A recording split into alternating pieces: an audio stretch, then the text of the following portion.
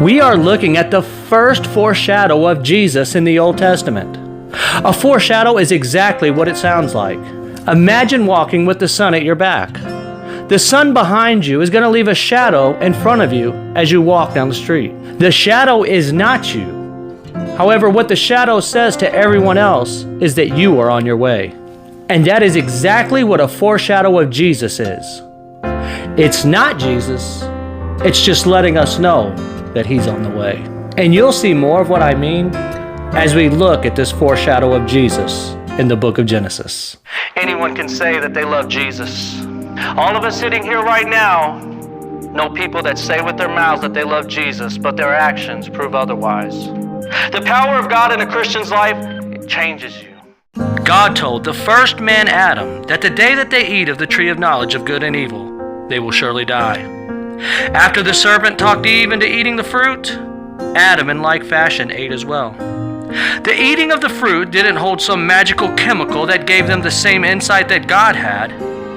The fruit was forbidden by God, and when they ate it, it opened their lives to sin. And sin is like a cancer that spreads and infects until it brings upon death. The Bible calls this awareness of sin nakedness. Adam and Eve originally were created in the image of God, an image that allotted them the ability to walk and speak with God unharmed. After this first sin, their relationship has changed. God, being merciful to them, did not kill them immediately after they ate, which would be just.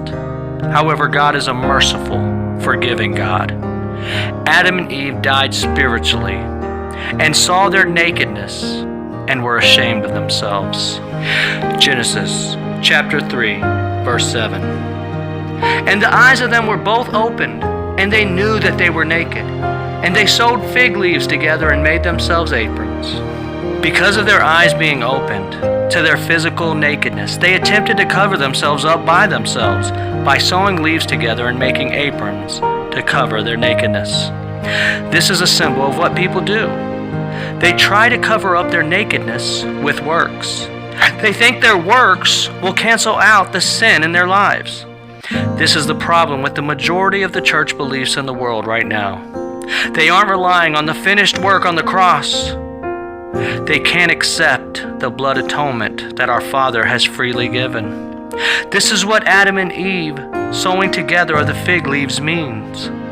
They were trying to fix it themselves, but God wasn't having it.